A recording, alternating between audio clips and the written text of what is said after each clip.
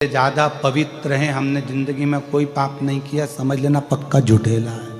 झूठ बोल रहा है अगर बोल रहा है कि मैंने पाप नहीं किया।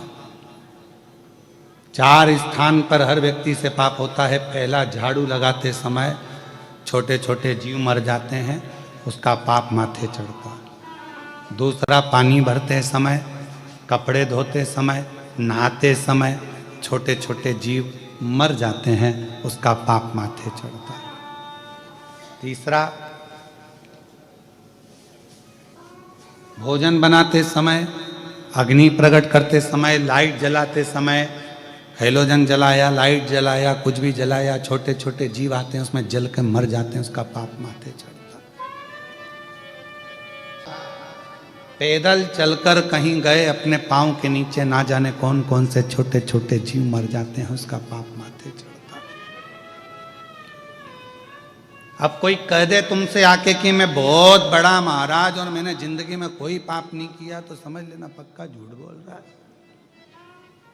शिव महापुराण में 4 स्थान ऐसे बताए हैं। श्रीमद् भागवत में भी राजा भगवान श्री ऋषभ देव जी महाराज के चरित्र में भी ये 4 स्थान ऐसे बताए हैं जहां पर व्यक्ति से पाप होता ही है।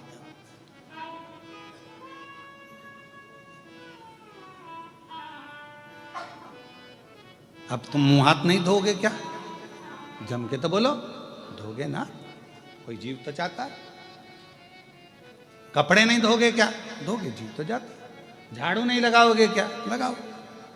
तो यही तो ब्रह्मर्षि वशिष्ठ जी के मन में यही तो प्रश्न अड़ा कि हर व्यक्ति के सिर पर पाप की गठरिया बंधी है, प्रत्येक व्यक्ति पाप की गठरिया को ढो रहा है। और यदि वो भूलवश भी, जिन मां सरयू जी को मैं पृथ्वी पर लेकर जा रहा हूं, अगर वो सरयू जी का दर्शन कर लेंगे, ये सरयू माता नदी के रूप में नहीं थी, ये तो स्त्री के रूप में थी। नदी तो बाद में बनी, अभी आप चरित्र श्रवण करेंगे। नदी जब बनी वो पहले तो स्त्री का स्वरूप। मैं इनको लेकर जा रहा हूं, ये कई पापियों के पाप को काट दे। कई भगवान नारायण बड़े प्रसन्न हो गए कि अगर आप जन कल्याण के लिए लेकर जा रहे हो, जनमानस के उद्धार के लिए लेकर जा रहे हो, पूरे जगत के कल्याण के लिए लेकर जा रहे हो, तो ले जाओ इसको, उसमें क्या दिक्कत है? जीव का कल्याण हो, इससे बढ़कर सुख और क्या है? कभी आप लोग कुबेरेश्वर धाम आए तो बाबा कुबेरेश्वर धाम पर यदि आप आए तो आप दर्शन करें। वहां कुबेरेश्वर बाबा के धाम पर नित्य प्रति रोज प्रतिदिन भोजन भंडारा चलता है। 50,000 60,000 भक्त रोज का प्रसाद पाता है, रोज का। कभी आप कुबेरेश्वर धाम जाएं तो वहां पर कई ऐसे बच्चे हैं जो अपनी विद्या का खर्चा उनके माँ बाप नहीं उठा सकते, तो कुबेरेश्वर धाम का एक रजिस्टर ऑफिस में आप दर्शन करके आओ कि उसमें कितने बच्चे कुबेरेश्वर धाम की ओर से विद्या अध्ययन कर रहे हैं, कितनी बेटियां पढ़ रही, कितने बेटे पढ़ रहे हैं। अध्ययन करो। कभी मौका मिल जाए तो कुबेरेश्वर धाम अभी एक नया क्रम प्रारंभ करने वाला है थोड़े दिन में, कि प्रतिदिन एक बेटी का विवाह, लड़की वाले लड़के वाले 25-25 दोनों आ जाएं, 50 लोग एकत्रित हो जाएं, उनके भोजन की व्यवस्था, उनके दहेज की व्यवस्था सारी कुबेरेश्वर धाम से हो। और उनकी कथा श्रवण कर रहे हैं। कभी जिंदगी में मौका लगे, 12 ज्योतिर्लिंग में से कृष्णेश्वर बाबा का दर्शन करने के लिए आप वेरुल आइए, महाराष्ट्र आइए और दर्शन करो। किसी भी ज्योतिर्लिंग के शिखर पर आप कभी भी शंकर भगवान को नंदी पर बैठा हुआ नहीं देखोगे। केवल कृष्णेश्वर महादेव 12 ज्योतिर्लिंग में से एक हैं, जिनके शिखर पर स्वयं भगवान शंकर मां पार्वती जी के साथ नंदी पर बैठकर जा रहे हैं।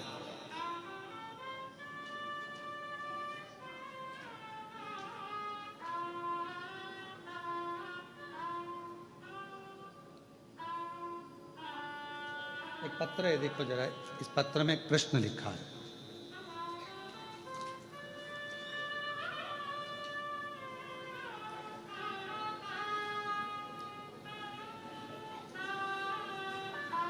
अब उस मेरे को शब्द थोड़े से भारी हैं तो पढ़ने में से फिर भी पढ़ देंगे थोड़ा थोड़ा।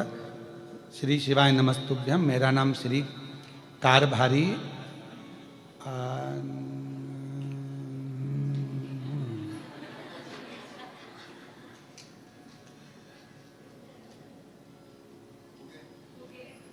हो गया। अच्छा, आप ही ने लिखा है, हम समझे बेटा। प्रणाम। अब तुम ही बोल दो कि यहीं रहते हो, कभी कभी तो गिन लिया करो। कितने? 21 हाथी पूरे शिखर के अंदर विराजमान है। अर्थात वह हाथी क्या कहते हैं?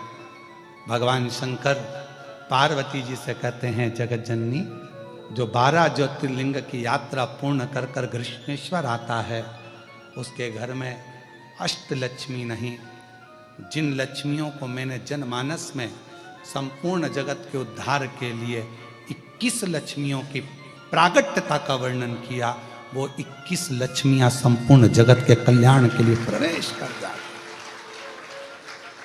अब वो दर्शन कर रहे हैं, हाथी बनाए, गज बनाए, गज बनाए, हाथी बनाए, पर उस स्थान पर जब दर्शन करेंगे वो हाथी नहीं, स्वयं लक्ष्मी उस पर विराजमान होकर अलग अलग मार्ग से तुम जहां निवास करने वाले हो, चाहे तुम पूरब में रहो, पश्चिम में रहो, उत्तर में रहो, दक्षिण में रहो, तुम जहां जाओगे तुम्हारे पीछे पीछे वो गज लक्ष्मी तुम्हारे पीछे पीछे आएगी और तुम्हारा भंडार भर कर जाएगी, क्योंकि कृष्णेश्वर बाबा का तुम दर्शन कर कर जाओ।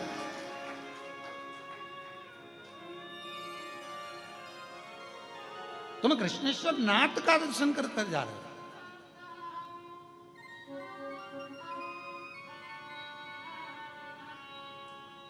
एक एक बिंदु का स्मरण करो। शिव जी का चढ़ा हुआ जल, दूध, दही, बेलपत्र वो बहकर एक नंदी के मुख से बाहर आता है कुंड की ओर। कितने प्रेम से लोग चढ़ाते होंगे, मंत्र बोलकर हर हर महादेव, श्री शिवाय नमस्तुभ्यम, नमः शिवाय, पंचाक्षर मंत्र, षडाक्षर मंत्र, ना जाने क्या क्या, कितनी कामना लेकर आते होंगे, कितना भाव लेकर आते होंगे, और उसका चढ़ा हुआ जल पीछे कुंड में आता होगा। जब हम उस जल का प्रोक्षण करते होंगे तो लगता है पूरे विश्व में जितनी पवित्र नदियां हैं, सरोवर है, कुंड है, बावड़ी है, सबका जल हमारे ऊपर आ जाए, सबका जल, और हमें पवित्र कर देता है। वो जल हमें प्राप्त हो। कल हम थोड़ी देर वहां बैठे, स्पर्श किया, उसका आनंद, दर्शन, सुख दिया। जब हम उस पवित्र स्थल का दर्शन करने के लिए जाएं तो मन से कितने बड़े करोड़पति हो, धनपति हो, वैभवपति हो, सत्तापति हो, या जिसके भी पति हो, पर अपने भीतर से ये अहंकार निकाल, अपने भीतर से अहंकार निकालो, तब तुम परमात्मा के पास। पुराण की कथा करिए, यदि आपने अपनी जिंदगी में शंकर का मंत्र अपने कानों में नहीं श्रवण किया है, मुख पर शिव नाम तुम्हारे नहीं आया है, तो समझ लेना कि तुम्हारा वेद पढ़ना, शास्त्र पढ़ना सब शून्य। शिव को नहीं जाना ना तुमने, शंकर को नहीं जाना। दुनिया में जितने भी व्रत होते हैं ना, ये माताएं जितने व्रत करती है, पुरुष जितने व्रत करते हैं, सोमवार का व्रत करो, मंगलवार का व्रत करो, शनिवार का व्रत करो। आप चाहे शनि महाराज का कर लो, चाहे गुरु महाराज का कर लो, चाहे कोई सा भी व्रत कर लो। कोई ने बता दिया ये व्रत कर लो, सारे व्रतों का पुण्य कम मिलता है। तो शिव महापुराण की कथा कहती है, व्रत कोई से भी देवता का करो, पर फल तो शंकर भगवान जब तक नहीं बोलेंगे तब तक तुम्हें प्राप्त हो ही नहीं सकता। शिव की आज्ञा होगी, इसने माता जी का व्रत करा है, शंकर की आज्ञा होगी, वर दीजिए, फल दीजिए तो मिले।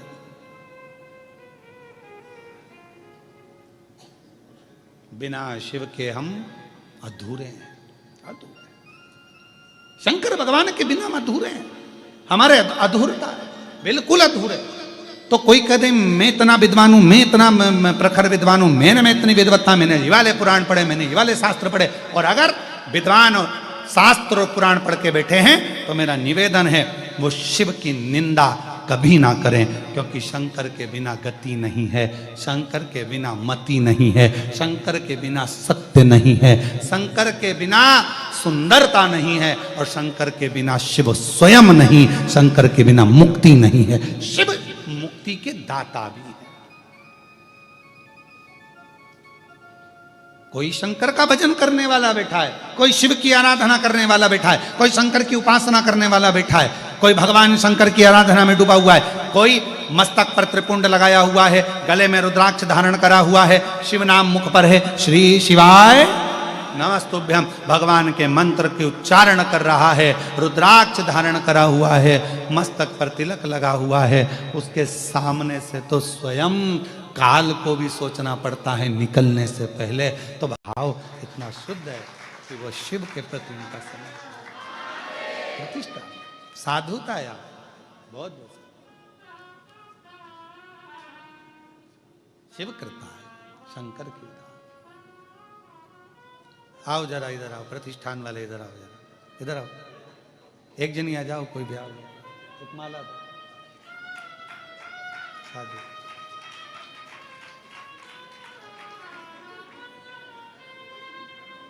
हाँ तो तुम भी प्रतिष्ठान में ही हो।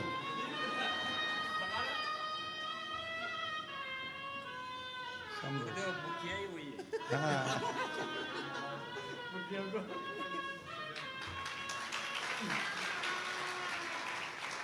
तुम दो एक साथ आ जाओ। एक विश्वास मार्कंडे बाबा के तप साधना में लगे। अब तप साधना वो भी शिव की, शंकर भगवान की। सोचा ही नहीं था, हमने तो पूरा नेट सर्च करा था तो रास्ता क्लियर था, यहां तो कोई तप होना ही नहीं था। बैठे मार्कंडे बाबा, श्री शिवाय नमस्तुभ्यं, श्री शिवाय नमस्तुभ्यं, श्री शिवाय नमस्तुभ्यं, श्री शिवाय नमस्तुभ्यं। ऐसी तप साधना में डूबे हैं मार्कंडे बाबा। सरयू माता चलती चलती बीच मार्ग में रुक गई। ब्रह्मर्षि वशिष्ठ ने कहा, सरयू माता बढ़ो चलो। सरयू माता कहती है, यहां कोई शंकर का तप कर रहा, शिव की आराधना, यहां कोई भगवान देवाधिदेव महादेव का तप कर रहा है। शंकर के तप करने वाले के शरीर की ऊर्जा, उसकी रोमावली की, उसकी जो वायु बहती है उसके शरीर से लगकर उसकी एक बल, एक एनर्जी बल प्रदान करती है। उसके चरण भी छूने की जरूरत नहीं है।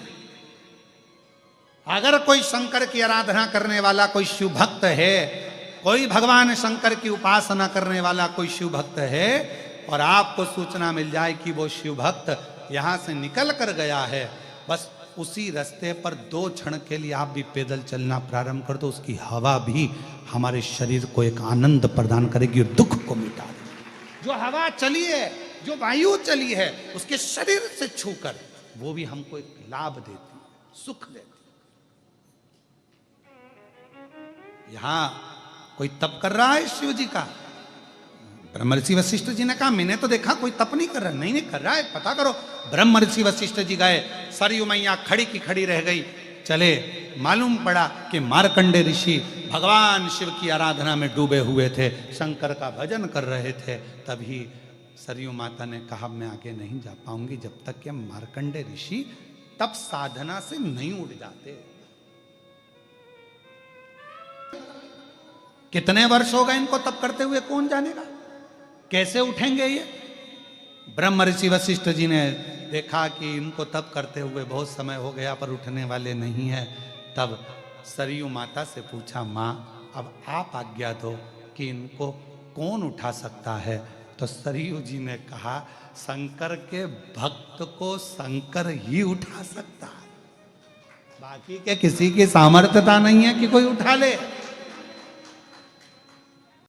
हेलो दोस्तों, नमस्कार। तो ये शिव महापुराण की कथा ऑनलाइन जो हो रही है, या चौथे दिन की कथा है, इसमें गुरुजी ने बहुत ही नियम बताए हैं कि 4 जगह पे कैसे सबसे पाप हो जाते हैं, जो कि सबसे होते हैं। तो आप लोग ज़रूर सुने। तो वीडियो अच्छा लगा हो तो वीडियो को शेयर कर दीजिएगा। चैनल पर नए हैं सब्सक्राइब कर लीजिएगा। हर हर महादेव।